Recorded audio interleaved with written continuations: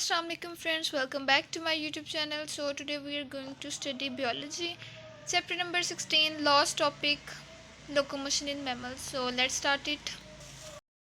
So page number 48, chapter number 16, locomotion in mammals. So basically जो mammals की locomotion है उसको 3 टाइप्स में डिवाइड किया गया है. बुक पे इसकी इतनी ज़्यादा डिटेल्स नहीं है एज सच, लेकिन इस टॉपिक को समझने के लिए थोड़ी सी डिटेल का होना ज़रूरी होता है. So that's why I choose this topic to explain it. So first type is plantigrade and second is dictigrade and third one is unguilite grade. तो बुक पे इतना नहीं लिखा हुआ इसलिए हम इसका अलग से चार्ट बना लेते हैं और फिर इसका कंपैरिजन करके अगर देखते हैं तो फिर हमें ज़्यादा अच्छे से समझ आती है. तो दिखाती हूँ मैं आपको. ओके तो ये इस तरह इसके हमने बना लिया. अब इसको हम थोड़ा सा समझने की कोशिश करते हैं. सबसे पहले है प्लेंटिग्रेड. ये हम मैमल्स की बात कर रहे हैं, इसमें कोई रेप्टाइल्स और एम्फीबियंस की बात नहीं हो रही, ओनली मैमल्स. सबसे फर्स्ट टाइप आ जाती है प्लांटिग्रेड्स. प्लांटिग्रेड्स में ह्यूमंस है, मंकीज़ है और ये जो एप्स है इसमें बियर्स, चिंपैंजीज वगैरह वो आ जाते हैं. अब इनमें लोकोमोशन का मैकेनिज़्म क्या है कि ये टो रीजन है जो हमारा पाँव का आगे फिंगर्स वाला रीजन होता है और ये पाम रीजन जो हमारे पाँव का नीचे वाला हथेली वाला हिस्सा होता है. ठीक है. अब इसमें जो है वो टॉप पूरा और ये जो लाइन है ये सरफेस है, यानी जिस पे हमने मूव करना है. लाइक हम मूव कर रहे हैं अर्थ पे, अगर ठीक है अगर हम अर्थ पे चल रहे हैं, ज़मीन पे चल रहे हैं, तो फिर हमारे चलने का मैकेनिज़्म क्या होता है कि जो हमारा टो है वो कम्प्लीटली टच करता है ज़मीन से और हमारी पाम भी कंप्लीट टच करती है. ये जो नीचे मैंने थोड़ी सी स्पेस छोड़ दिया ये इसलिए क्योंकि हमारे थोड़ा सा जो पाँव का नीचे वाला हिस्सा होता है वो ज़मीन के साथ टच नहीं करता. उसमें भी एक्सेप्शनल केसेस हैं. कुछ लोग फ्लैट फुटेड होते हैं, उनका कंप्लीट वो पाँव ज़मीन पे लग जाता है और कुछ की ये सेंटर में स्पेसिंग होती है, कुछ की नहीं होती. इसमें एक्सेप्शनल केस आ जाता है. ठीक है. तो इसमें जो ओवरऑल ये है इसमें टो और पाम जो है वो कम्प्लीटली टच करते हैं, कम्प्लीटली या फिर पार्शली. बस ये थोड़ा सा हिस्सा होता है सेंटर का हिस्सा जो कुछ का ज़मीन पर टच नहीं करता और कुछ फ्लैट फुटेड होते हैं उनका करते हैं. तो इसमें जो है ना ये है कि पाम और टो जो है कम्प्लीटली और पार्शली टच करते हैं सरफेस से. और ये मैंने इसमें एक लग बनाई है, बाकियों में खैर नहीं बनाई. इसमें आ जाते हैं ह्यूमंस है, मंकीज़ है और एप्स का मैंने बता दिया कि ये चिंपैंजीज और बियर्स हैं. अब मैमल्स के अंदर जो है ना विद इन मैमल्स ये स्लो मूवर्स हैं. ये एज़ कम्पेयर टू डिक्टिग्रेड और जो थर्ड इसकी टाइप है उसकी निस्बत ये स्लो मूवर्स हैं. उसके बाद सेकंड टाइप आ जाती है डिगिटिग्रेड. अब इसमें क्या होता है कि जो टो है वो कम्प्लीटली टच कर रहा है सरफेस को, लेकिन जो पाम है वो सरफेस को टच नहीं कर रही होती, वो उठी हुई होती है. ठीक है. इसमें कौन आ जाते हैं? Rabbits and rodents. रोडेंट्स क्या है? चीता वगैरह जो है ना वो लिपर्ड्स. अब इसमें जो है वो अगर हम यहाँ पे बात करें तो अभी ये इन दो टाइप्स पे काफ़ी ज़्यादा ऑब्जेक्शंस है, लेकिन उन ऑब्जेक्शंस को भी क्लियर एंड पे करूँगी. अब यहाँ पे जब हम लिखते हैं कि इनकी जो लोकोमोशन है वो विद इन मैमल्स जो है वो इंटरमीडिएट मूवर्स हैं. ये ना इतने स्लो मूवर्स हैं ना इतने फास्ट मूवर्स हैं. लेकिन देखा जाए तो लिपर्ड जो है वो सबसे ज़्यादा फास्ट मूविंग एनिमल है. अभी इस बात को हम रहने देते हैं, इसको मैं आपको एंड में जब ये वाली टाइप भी हो जाएगी फिर कंपेयर इन दोनों को करके फिर इसका आंसर दूंगी. तो डिगिटिग्रेड जो है वो मैंने बता दिया कि इसमें जो टो है, जो पाँव का आगे वाला पंजा है वो कंप्लीट टच करता है सरफेस से, लेकिन जो पाम है वो टच नहीं करती, वो पीछे से उठी हुई होती है. कि अगर कभी आप कैट को चलते हुए देखें ना तो कैट पीछे वाला अपना जो पाम रीजन है वो ज़मीन पर टच नहीं करती, वो अपने पंजों पे चलती है. उसके बाद इसमें आ जाते हैं rabbits and rodents, cat, dogs. ठीक है. रोडेंट्स मैंने बता दिया लिपर्ड्स हैं. उसके बाद ये इंटरमीडिएट मूवर्स हैं विद इन मैमल्स. ठीक है. उसके बाद आ जाते हैं जी अनग्यूलाइट ग्रेड. इसमें काफ़ी ज़्यादा शॉकिंग बात ये होती है कि ये इनके ना टो ज़मीन पे लगते हैं, ना इनका पंजा ज़मीन पे लगता है, ना इनकी पाम होती है. तो फिर सबसे फर्स्ट क्वेश्चन यही होता है कि ये हवा में मूव कर रहे हैं. नहीं, ये ऐसे नहीं होता. इनकी जो टो की भी आगे टिप होती है ना ये उसके ऊपर स्टैंड करते हैं. और इसमें क्या होता है, इनकी पाम रीजन के नीचे एक हूफ होती है. ये जो हूफ लाइक स्ट्रक्चर है ना, ये जो आपको नज़र आ रहा है, ये हूफ लाइक स्ट्रक्चर प्रेजेंट होता है जिस पे ये लोग खड़े हुए होते हैं.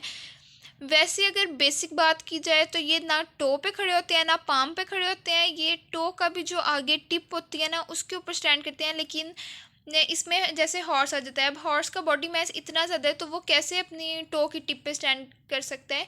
तो इसलिए इनका एक स्पेशल स्ट्रक्चर होता है पाम के नीचे जिसको हूफ कहते हैं। अगर आप हॉर्सेस में देखें तो ये हूफ टिश्यूज़ का क्लस्टर होता है हूफ बेसिकली। ये स्ट्रक्चर जो होता है ना, इसकी हेल्प से ये लोग फिर चलते हैं। हमें ऐसे लगता है कि ये अपने पाम पे खड़े हुए हैं, लेकिन वो इनके नीचे पाम नहीं होता, वो इनका हूफ होता है। ठीक है, तो अब इसमें आ जाते हैं, यहाँ पे काफ़ी ज़्यादा ऑब्जेक्शंस होते हैं कि इस वाली टाइप में काउ, हॉर्स, डियर एंड गोट हैं और ये सबसे ज़्यादा फास्ट मूवर्स हैं। लेकिन इसमें ऑब्जेक्शंस ये होते हैं कि काउ जो है वो बहुत ज़्यादा इसको स्लो मूवर समझा जाता है, और as compare to all these animals, rodents जो हैं, ये लिपिड्स जो हैं, ये सबसे ज़्यादा फास्टेस्ट एनिमल है। तो अब यहाँ पे कंपेयर कर लेते हैं इस चीज़ को। यहाँ पे बात हो रही है लोकोमोशन की, ठीक है। तो लेकिन जो लिपिड है, ये लोकोमोशन, ये भागता नहीं है, इसकी जंपिंग जो है ना वो हाई है। आपने कभी अगर लिपिड को भागते हुए देखे तो ये कंप्लीट भागता नहीं है, ये जंप कर करके आगे मूव करता है। मतलब रैबिट की तरह जंप नहीं है इसकी। जो जंप होती है one place to another place, इस तरह की ये जंप करके भागता है। तो ये लोकोमोशन में नहीं आता, ये रनिंग में नहीं आता, इसको आप ग्लाइडिंग में कह सकते हैं, क्योंकि ये बहुत ज़्यादा एक काफ़ी ज़्यादा इसकी लेंथ की जंप होती है। उसके बाद अगर बात की जाए काऊ, हॉर्स, डियर एंड गोट की, तो ये जो हम चीज़ें देख रहे होते हैं ना, ये डोमेस्टिक हैं, ये हमने घरों में पाली हुई हैं। तो वो उतनी उनकी अगर आप कंपेयर करें एक जंगली शेर को जो एक जंगल में रहता है और एक चिड़ियाघर के शेर को, तो दोनों में ज़मीन आसमान का फ़र्क होगा। इसी तरह ये जो काऊ हम देखते हैं इसमें, और ये यहाँ पे बियोलॉजी में बेसिकली जो बात हो रही होती है वो वाइल्ड एनिमल्स की हो रही होती है, नॉट डोमेस्टिक एनिमल्स। अगर एक शेर का बच्चा है, उसको आप जंगल में देखें और उसको जो है आप वहाँ से लेके चिड़ियाघर में रख दें, है तो वो शेर ही, लेकिन उसकी लाइफस्टाइल इतना डिफरेंट हो जाएगा कि आपको एक वाइल्ड लाइन में और एक डोमेस्टिक लाइन में फ़र्क बहुत वाजिया नज़र आता है। इसी तरह यहाँ पे जिस काऊ की बात हो रही है वो डोमेस्टिक काऊ की नहीं, वो वाइल्ड काऊ की बात हो रही है। यहाँ पे वाइल्ड एनिमल्स की बात हो रही होती है बायो में। तो जो वाइल्ड काऊ है उसकी रनिंग वो बहुत ज़्यादा फास्ट मूवर है। कभी अगर आपने किसी कार्टून में, किसी ड्रामे में काऊ को भागते हुए देखा हो तो वो वाइल्ड काऊ होती है, जिसकी जो स्पीड होती है वो बहुत ज़्यादा हाई होती है। कि जंपिंग से नहीं, रोडेंट्स क्यों को इसीलिए इंटरमीडिएट में रखा है क्योंकि ये मतलब भाग नहीं रही होते, ये थोड़ी मतलब कुछ डिस्टेंस भाग के कवर करके फिर इनकी जंपिंग होती है, और ये बहुत ज़्यादा हाई जंप करते हैं from one place to another. तो लेकिन जो काऊ होती है वो जंप नहीं कर सकती due to its body mass. तो ये जो है ना रनिंग की कर रही होती है। उसके बाद जो हॉर्स है, हॉर्स भी इसमें इस अनग्यूलाई ग्रेड में काऊ, हॉर्स, डियर एंड गोट आ जाते हैं। ये बहुत फास्ट मूवर्स हैं और इनकी जो है फुट, ये ना अपने टो पे खड़े होते हैं ना पाम पे, टो की टिप और फिर पाम के नीचे हूफ होती है। तो इस तरह इनको इधर से सपोर्ट मिलती है। तो ये थी लोकोमोशन इन मैमल्स, जिसकी 3 बेसिक टाइप्स है, प्लांटिग्रेड, डिगिटिग्रेड एंड अनग्यूलाइग्रेड। प्लांटिग्रेड में टो एंड पाम दोनों सरफेस से टच होते हैं। डिगिटिग्रेड में टो टच होता है, पाम टच नहीं होता। अनग्यूलाइग्रेड में दोनों ही टच नहीं हो रहे होते, टो की टिप होती है और पाम के नीचे हूफ होता है। इसमें ह्यूमंस, मंकीज, चिंपैंजीज, बियर्स आ जाते हैं। उसके बाद डिगिटिग्रेड में रैबिट, स्टूडेंट्स, कैट, डॉग्स आ जाते हैं। अनग्यूलाइग्रेड में cow, horse, deer and goat. Plantigrades within mammals जो हैं स्लो मूवर्स हैं। Digitigrade within mammals intermediate movers हैं, और अनग्यूलाइग्रेड जो हैं वो फास्ट मूवर्स हैं। उसके बाद ये इनका डिफरेंस आपको पता चल ही गया होगा, होप सो, कि रूडेंट्स जो लिपिड्स हैं इनको क्यों इंटरमीडिएट कहा गया है और इनको क्यों फास्ट मूवर्स कहा गया है काउस को।